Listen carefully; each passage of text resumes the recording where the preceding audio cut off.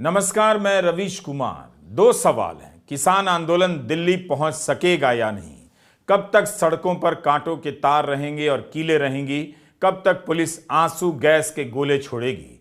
आज सारा एक्शन पंजाब हरियाणा के बीच शंभू बॉर्डर पर रहा। किसानों को 13 फरवरी के दिन दिल्ली आना था। दिल्ली की सीमाएं चारों तरफ से ऐसे बंद रहीं कि किसानों का पहुंचना संभव नहीं हो सका।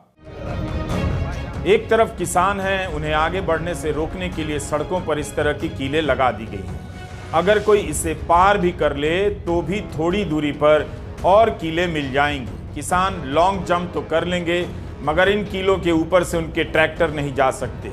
न्यूनतम समर्थन मूल्य को लेकर किसानों और सरकार की दूरी में लगता है बहुत सारी कीलें लग चुकी हैं। दोनों इन कीलों के कारण एक दूसरे से दूर होते जा रहे। कांटों, कीलों और आंसू गैस से रोककर क्या एमएसपी के सवाल का हल निकल आएगा? जितनी ऊर्जा किसानों को रोकने में लगाई जा रही है, उतनी ताकत से एमएसपी की गारंटी देने पर फैसला क्यों नहीं हो पा रहा? पूरा साल आंदोलन चला, उसके बाद 2 साल नहीं चला। इस साल फिर यह सवाल सामने है। यही सरकार कितनी बातों में कहती है कि एक देश एक कानून होना चाहिए, तो एक एमएसपी की गारंटी क्यों नहीं हो सकती? क्यों बीजेपी ने छत्तीसगढ़ के चुनाव में वादे किए कि धान का न्यूनतम समर्थन मूल्य 3100 रुपया किया जाएगा? इसमें भी एक श्रेणी बनाई गई, हर एकड़ में 21 क्विंटल धान 3100 पर खरीदा जाएगा, जबकि पूरे देश में धान के लिए एमएसपी 2183 रुपए है। 3100 का रेट बीजेपी सारे देश में क्यों नहीं दे सकती और इसकी गारंटी क्यों नहीं कर सकती? आज जिस तरह से हरियाणा और पंजाब के शंभू बॉर्डर पर आंसू गैस के गोले दागे गए हैं, उससे यही लग रहा है कि किसानों के लिए दिल्ली तक पहुंचना अब मुश्किल हो जाएगा। यह आंदोलन अगर लंबा खिंचेगा तो पंजाब की जमीन पर ही रह जाएगा।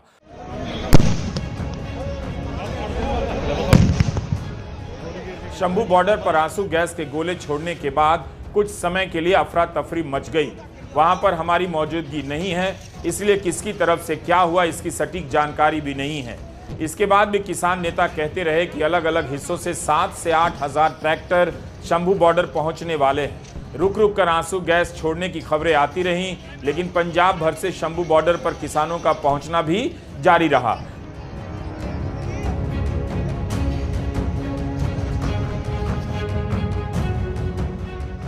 किसान इसी शंभू बॉर्डर को पार कर हरियाणा में प्रवेश करना चाहते हैं, मगर क्या वे जोखिम लेंगे? क्या प्रशासन एक सीमा के आगे जाकर टकराव मोल लेगा? बैरिकेड तोड़ने की कोशिश हिंसक रूप ले सकती है। किसानों को भी और प्रशासन को भी संयम से काम लेना चाहिए। शंभू बॉर्डर पर आंसू गैस और लाठीचार्ज की घटना पर एक न्यूज चैनल ने लिखा कि किसानों पर आंसू गैस के गोले, चली लाठी, जबरदस्त एक्शन में पुलिस। ऐसा लग रहा है चैनल मारे खुशी के झूम रहा है। क्या इसे पुलिस का जबरदस्त एक्शन कहा जाएगा?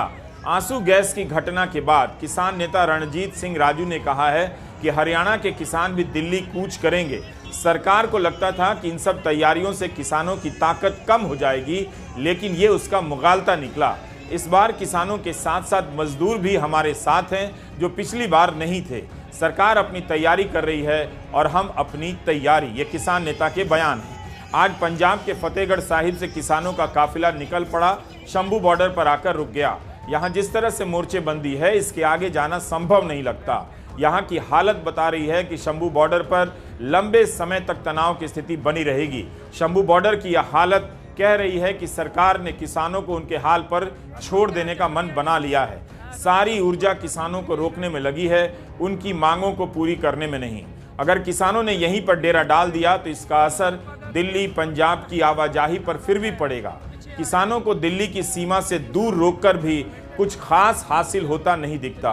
किसान मजदूर मोर्चा के संयोजक ने सुबह की प्रेस कॉन्फ्रेंस में कहा कि वे सरकार से कोई टकराव मोल नहीं लेंगे। सरकार को जो करना है करे, मगर पुलिस हो या फौज हो, सभी में किसान ही हैं। हम शांति से आंदोलन करेंगे। शंभू बॉर्डर पर बड़ी संख्या में किसान हैं। यहां पर नौजवानों से अपील की जा रही है एक वीडियो में कि इस आंदोलन को मजबूत करने का जिम्मा उनके कंधों पर है। बुजुर्गों का टाइम तो कट गया, अब आर्थिक लड़ाई नौजवानों को लड़नी है। नौजवानों, जो आंदोलन ही आप लोगों का बुजुर्गों ने अपनी जिंदगी पास कर ली, लेकिन आने वाले समय के अंदर जो आर्थिक लड़ाई का आंदोलन अपन लड़ रहे हैं, जो आप लोगों के संयम के ऊपर मेरी अपील है पुरजोर, आप लोगों की लीडरशिप वो लीडरशिप जो कोई बैरिकेड तोड़ने वाली लीडरशिप, जान की बाजी लाने से डरने वाली लीडरशिप नहीं है। आप लोगों ने पिछले आंदोलन में भी देखा, आज भी देखने को मिलेगा, लेकिन मेरी बेनती है आम खा के अंदर एनर्जी में 2020-21 के साल में संयुक्त किसान मोर्चा का आंदोलन चला था। उसमें शामिल कई प्रमुख संगठन इस बार नहीं आए हैं और कई प्रमुख नेता और उनके चेहरे दिखाई नहीं दे रहे। वे भी नहीं आए हैं जो चुनाव से दूर रहे। भारतीय किसान यूनियन उग्राहा इससे दूर है। इस बार के मोर्चे का नाम संयुक्त किसान मोर्चा गैर राजनीतिक रखा गया है। उनसे अलग होकर भी किसानों की मौजूदगी में बहुत फर्क तो नहीं दिखता। सरकार शुरू से ही गैर राजनीतिक संयुक्त किसान मोर्चा से बात कर रही है, तो इसका मतलब यही है कि उसने अपना होमवर्क ठीक से पूरा किया होगा। इस बीच हरियाणा में प्रवेश करने के रास्ते करीब करीब सील कर दिए गए हैं। दिल्ली से लेकर हरियाणा में धारा 144 लागू है। रास्तों पर लंबे लंबे ट्रैफिक जाम हैं। हरियाणा पुलिस ने कहा है कि इस बार पुलिस बहुत तरीके से तैयार है। किसान संगठनों द्वारा दिल्ली कूच के आह्वान के चलते हरियाणा पुलिस द्वारा प्रदेश में कानून व्यवस्था बनाए रखने के लिए तथा आम जन की सुरक्षा के लिए व्यापक स्तर पर प्रबंध किए गए हैं। इसके चलते 114 कंपनियां दंगा प्रतिरोधी उपकरणों के साथ सीमावर्ती तथा अन्य संवेदनशील जिलों में तैनात की गई हैं। इसमें से 64 कंपनियां अर्धसैनिक पुलिस बलों की हैं तथा 50 कंपनियां हरियाणा पुलिस की भी शामिल हैं। इसके अतिरिक्त शरारती तत्वों तथा उपद्रवियों पर नजर रखने के लिए सीसीटीवी, ड्रोन इत्यादि की भी मदद ली जा रही है। हरियाणा पुलिस आम जन की सुरक्षा के लिए प्रतिबद्ध है और प्रदेश में होने वाले किसी भी अप्रिय परिस्थिति से निपटने में पूर्ण रूप से सक्षम है। किसान नेताओं का कहना है कि वे नहीं चाहते कि आंदोलन लंबा चले। उन्होंने 40-45 दिन पहले ही ऐलान कर दिया था। सरकार के पास काफी वक्त था इसका हल निकालने के लिए, लेकिन मांगों पर विचार करने के बजाय आंदोलन में शामिल होने आ रहे किसानों को रोका जा रहा है। मध्य प्रदेश, महाराष्ट्र, ओडिशा में किसानों को रोका गया। इसके बाद भी हम चाहते थे कि सरकार के साथ बातचीत हो और इसका हल निकले, और हम इसी इरादे से बातचीत में शामिल भी हुए, जो असफल रही। किसान नेताओं का यह भी कहना है कि उन पर यह आरोप गलत है कि सड़कों को जाम किया है। हमने सड़कों को जाम करने का कोई ऐलान आज भी नहीं किया है। पंजाब, हरियाणा किसी भारत के दो राज्य नहीं, ऐसे लगता है ये इंटरनेशनल बॉर्डर बन गए हैं, जो नजर आ रहा है।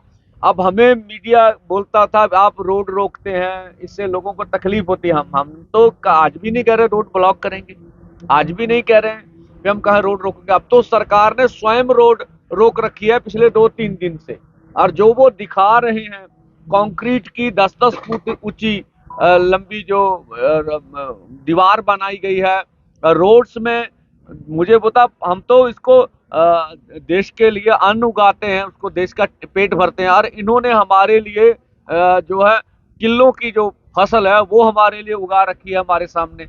हमने तो मंत्री महोदय से कहा आपने महाराष्ट्र में जुल्म किया, आप मध्य प्रदेश में 300 लोगों को डिटेन कर लिए, आप ये बेंगलोर से आ रहे थे ये हमारे लोग, उनकी एक औरत थी आगू, उसको बालों से जैसे खींचा गया, उसके सर पर चोट लगी, हम फिर आपसे वार्ता करने गए। आपने उड़ीसा में 100 किसान आ रहे थे, टिकटें ली हुई थी, उनको अरेस्ट कर लिया।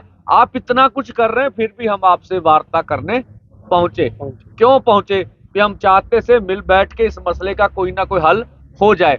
पर हमें ना तो ये लगा, हम मंत्री महोदय पीयूष गोयल जी ऊपर कहे मैं बात करूंगा, पर कुछ लगा नहीं। उसके बाद कुछ हुआ, देखे वहां मीटिंग में बैठे बैठे हमारे ट्विटर हैंडल बंद हो गए। हम वार्ता कर रहे हैं, फिर भी हमारे ट्विटर हैंडल, फिर भी हमने कहा हम दरवाजा बातचीत का खुला रखेंगे। हम आज भी कहते हैं सरकार कोई भी अनाउंसमेंट कर सकती है, जो लगता उन्हें भी हम कुछ देना चाहते हैं तो वो दे दें, लेकिन सरकार जो कुछ कह रही है वो सिर्फ हमारे आंदोलन का टाइम पास करना चाहती है, जो हमने देखा। इस बार किसानों के लिए दिल्ली बहुत दूर नजर आ रही है। पुलिस की तैयारी कहीं ज्यादा मजबूत और व्यापक नजर आती है। पिछली बार नवंबर 2020 में किसान भरी सर्दी में पुलिस के नाकों का सामना करते हुए, पानी की बौछारों का सामना करते हुए आगे बढ़ते रहे और दिल्ली के पास सिंघू बॉर्डर तक आ गए, लेकिन इस बार मुमकिन नहीं लगता। हरियाणा में अस्थायी जेल बनाए गए हैं ताकि उन्हें गिरफ्तार कर वहां रखा जा सके। दिल्ली के गृह मंत्री कैलाश गहलोत ने बवाना में अस्थायी जेल बनाने से इनकार कर दिया। दिल्ली सरकार ने कहा है कि उनके मुताबिक किसानों की मांगें जायज हैं और शांतिपूर्ण प्रदर्शन संविधान में हर नागरिक का हक है। किसान इस देश के अन्नदाता हैं और अन्नदाता को जेल में डालना गलत है। आम आदमी पार्टी ने किसान आंदोलन की मांगों का समर्थन किया है। किसान केवल न्यूनतम समर्थन मूल्य की मांग नहीं कर रहे, उनकी मांग है कि किसान और मजदूरों के भी कर्ज माफ कर दिए जाएं। आज किसान दिल्ली की ओर चले जा रहे हैं, पैदल जा रहे हैं, उनको रोका जा रहा है, उन पे टीयर गैस चलाई जा रही है, उनको जेल में भरा जा रहा है। और वो क्या कह रहे हैं? सिर्फ ये कह रहे हैं कि हमारी मेहनत का फल हमें मिलना चाहिए। स्वामीनाथन जी को बीजेपी की सरकार ने भारत रत्न दिया, मगर जिस चीज के लिए स्वामीनाथन जी ने अपनी जिंदगी दी, हिंदुस्तान के किसानों के लिए जो उन्होंने मेहनत की, जो स्वामीनाथन जी ने कहा, उसको करने के लिए तैयार नहीं है। इसका क्या मतलब है? स्वामीनाथन जी ने अपनी रिपोर्ट में साफ कहा है कि किसानों को लीगल राइट एमएसपी की मिलनी चाहिए। वो बीजेपी की सरकार नहीं कर रही है। तो मैं आपको यहां जो खारगे जी ने कहा उसको दोहराना चाहता हूं कि इंडिया की सरकार आएगी तो हम एमएसपी की गारंटी हिंदुस्तान के किसानों को देंगे। जो स्वामीनाथन रिपोर्ट में लिखा है वो हम पूरा करके आपको दे देंगे। बीजेपी भी अपने ट्विटर हैंडल पर पोस्टर जारी कर रही है, बता रही है कि उसकी सरकार ने किसानों के लिए क्या क्या किया है। एक पोस्टर में बताया गया है कि मोदी सरकार के दौरान गेहूं की एमएसपी में भारी वृद्धि की गई। 2013-14 में एमएसपी 1400 प्रति क्विंटल थी, अब 2275 रुपए कर दी गई है। मगर किसानों की मांग है कि गारंटी दी जाए। गारंटी का मतलब है कि मंडी में इस भाव से कम पर अनाज ना खरीदा जाए। 2021 जनवरी की लाल किले वाली घटना के बाद कई नेताओं और आंदोलन के समर्थकों के ट्विटर बंद कर दिए गए थे। इस बार पहले से ही चारों तरफ इंटरनेट बंद कर दिया गया और किसान नेताओं के ट्विटर अकाउंट बंद होने शुरू हो गए। जो किसान सरकार के साथ बातचीत कर रहे थे उस वक्त उनके अकाउंट भी बंद किए जा रहे थे। किसान नेता सूरदीप फूल, तेजवीर सिंह, रमणदीप सिंह मान के अकाउंट सोमवार को सस्पेंड कर दिए गए। इनके अलावा Ashok Dhanoda, farm studios, tractor to Twitter Punjab के अकाउंट भी आज बंद कर दिए गए। इन सब बातों से यही लगता है कि आंदोलन के भीतर और आंदोलन के साथ क्या हो रहा है इसकी संपूर्ण सूचना मुश्किल से ही मिल पाएगी। किसान भी खुद से वीडियो बनाकर नहीं भेज पा रहे हैं, यहां वहां से किसी तरह वीडियो हमने भी हासिल किए, उसी के आधार पर हम ये सब कुछ दिखा पा रहे हैं। किसानों को रोकने की जितनी कोशिशें इस बार की गई हैं, पिछली बार की तमाम कोशिशें अब हल्की और कमजोर नजर आ रही हैं। चप्पे चप्पे पर केवल कांटे और कीले नहीं बिछाई गई हैं, सीमेंट की दीवारें ही खड़ी नहीं की गई हैं। किसान आंदोलन से जुड़ी खबरों को रोकने के भी उतने ही कड़े बंदोबस्त किए गए हैं। आंसू गैस छोड़ने, इसकी तैयारी के वीडियो, रास्ते में कील कांटियों का बिछा देना, ये सब देखकर लग रहा है कि किसान दूसरे देश से भारत में प्रवेश कर रहे हैं। अपने ही देश की सीमा में उन्हें रोकने के लिए इस तरह के बंदोबस्त किए गए हैं जैसे युद्ध का कोई मोर्चा बांध दिया गया हो। ट्रैक्टर के सहारे दिल्ली आने से दिक्कत है तो फिर ट्रेन से आ रहे किसानों को भी भोपाल में उतारा गया है। ये किसान कर्नाटक से दिल्ली आ रहे थे। कर्नाटक के मुख्यमंत्री सिद्धारमैया ने ट्वीट किया कि उनके राज्य के किसानों को छोड़ दिया जाए और दिल्ली जाने दिया जाए।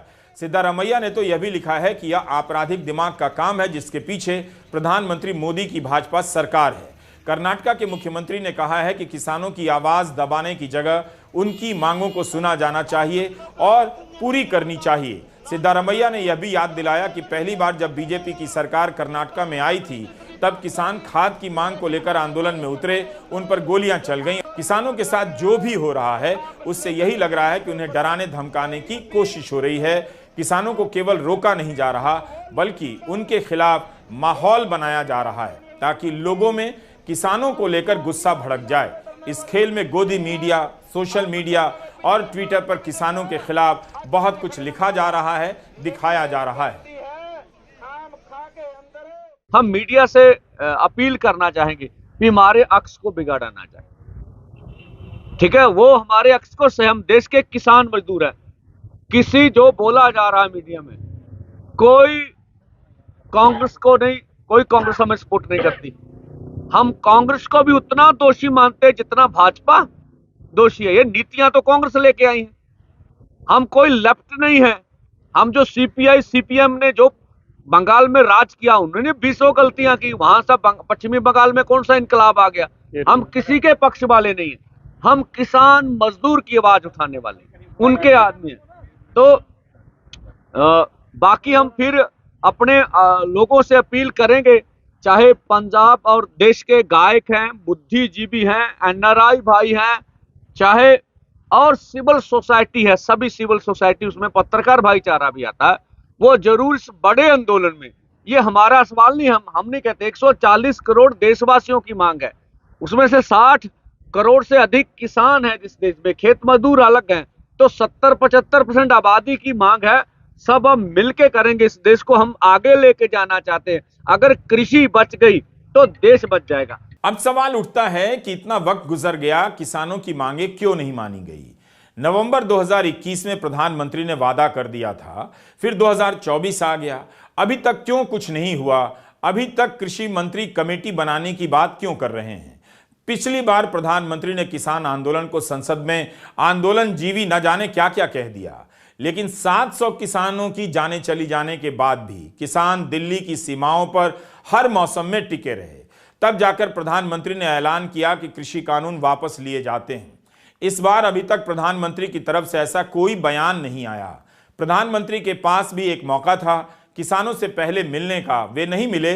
लेकिन एक अंतर तो है कि पिछली बार की तरह इस बार सरकार किसानों को खारिज करने में नहीं लगी है कि ये कौन लोग हैं, विश्वसनीय है या नहीं। असली बनाम नकली किसान का मामला इस बार खड़ा नहीं किया गया, बल्कि सरकार के मंत्री चंडीगढ़ पहुंच गए, बात करने लगे। लेकिन 2 साल बाद क्या उनके पास एमएसपी को लेकर कुछ भी नया और ठोस नहीं था? जैसा कि किसान आंदोलन के नेता ने बताया, उससे तो यही लगता है कुछ भी नहीं था। एमएसपी खरीद की गारंटी का कानून, वो कह रहे हैं इसमें मंत्री महोदय कमेटी बना देते हैं। हमने सीधी सी बात, सीएसीपी एक ऐसा अदारा है जो किसान के फसल के दाम के रेट के बारे में सिफारिश करता, वो सारी डिटेल्स ले लेता है। वो 23 फसलों पे पिछले लंबे समय से भारत सरकार करती आ रही है। हर 6 महीने बाद गेहूं हो, धान हो और चीजें हो, उनके ऊपर वो एमएसपी का अनाउंस करते हैं।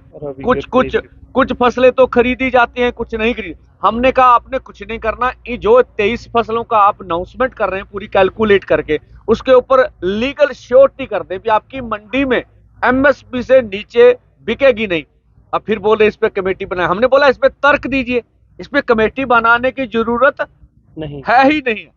तो इससे वो बिल्कुल उसका जवाब उनके पास नहीं था। आप कमेटी बना के हमारे मुद्दे को डिलीट करना चाहते हैं। हमने ये भी बोला, माननीय प्रधानमंत्री जब 2012 में कंज्यूमर अफेयर कमेटी के चेयरपर्सन थे, तो उन्होंने कहा था एमएसपी गारंटी कानून देंगे, उनकी सिफारिश है। और 2018 में तत्कालीन खेती बाड़ी मंत्री सचिव की चिट्ठी है जिन्होंने कहा था C2 + 50% के अनुसार आपको फसलों के दाम देंगे। उन्होंने पूरी बात की हुई है उसमें। और इस तरह से जबलपुर हाई कोर्ट में जब किसानों ने जब केस डाला था, तो उन्होंने दोनों पक्षों को सुनकर सरकार का पक्ष भी सुना, जो पीएल डालने वाले थे उसका पक्ष भी सुना, और निर्णय किया कि एमएसपी से नीचे किसान की फसल खरीदी नहीं जाएगी। हमने 3 तर्क उनके सामने रख दिए, और मंत्री महोदय अकेले हमारे से। और दूसरा हमने कहा, आपने 2 साल पहले चिट्ठी लिखी हमें, उसमें बोला था एमएसपी खरीद की गारंटी का कानून बनाएंगे। तो 2 साल तो निकल गए, समय तो आपको दिया। 40-45 दिन पहले हमने आंदोलन का ऐलान किया, तब कर लेते। तो उनका आंदोलन को टालने का मुद्दा था। जाहिर है किसान अपनी मांग को लेकर स्पष्ट हैं। सरकार पहले से ही एमएसपी दे रही है। जिन फसलों की एमएसपी दे रही है, किसान यही चाहते हैं कि वो गारंटी दे दे कि इससे कम पर फसल नहीं बिकेगी। तो क्या सरकार इसके लिए भी तैयार नहीं? फिर उसने क्या सोचा है? सरकार को जनता के बीच अपनी बात रखनी चाहिए। हर बात में एक देश एक कानून की बात करने वाली सरकार सभी मंडियों में एक एमएसपी की गारंटी क्यों नहीं दे सकती? किसानों के साथ बातचीत फेल होने के बाद भी सरकार ने कहा उससे उम्मीद है आने वाले दिनों में बात करेंगे। किसान एमएसपी की मांग क्यों कर रहे हैं, इसके बारे में इंडियन एक्सप्रेस के हरीश दामोदरन ने विस्तार से लिखा है। हरीश दामोदरन कृषि मामलों पर काफी गहराई से लिखते हैं। उन्होंने लिखा है कि खेती में हर जगह फसल एक साथ ही काटी जाती है, इस कारण मार्केट में एकदम से सप्लाई बढ़ जाती है और कीमतें नीचे आ जाती हैं। किसान कीमत तय नहीं कर पाते, जो मिलता है उस पर बेचने के लिए मजबूर हो जाते हैं। जैसे बाजार में बिकने वाली हर चीज की एमआरपी होती है, वैसे किसान के फसल की कोई एमआरपी नहीं होती। एक ही इलाके में कई किसान अलग अलग दाम पर अपनी फसल बेचने के लिए मजबूर होते हैं।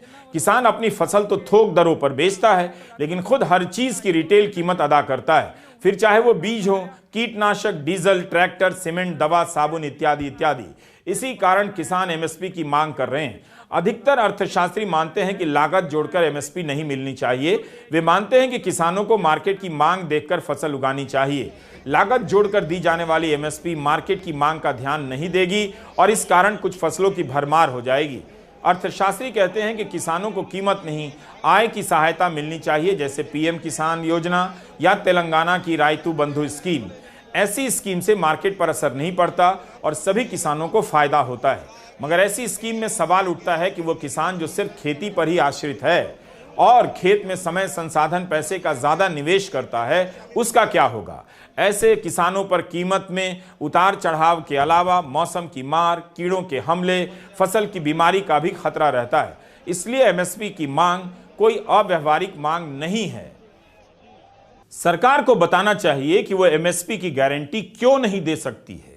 गारंटी शब्द प्रधानमंत्री मोदी ही इस्तेमाल करते हैं। आपके घर में जो अखबार आता है उसके ऊपर लगातार विज्ञापन आ रहा है मोदी की गारंटी।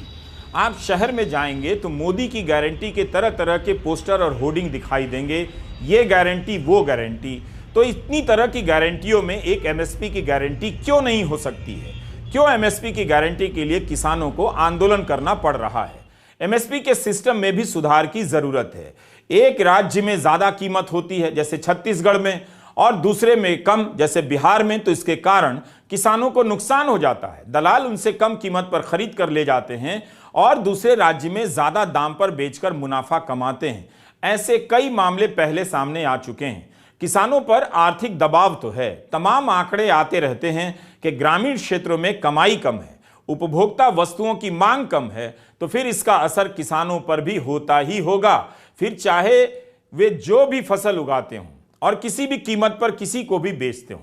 किसान आंदोलन फिर से एक ऐसे मोड़ पर पहुंच गया है जहां से आगे का कोई रास्ता नजर नहीं आता। नजर आता है तो केवल बैरिकेड्स, कांटे, कटीली तारें और आंसू गैस के गोले। नमस्कार, मैं रवीश कुमार।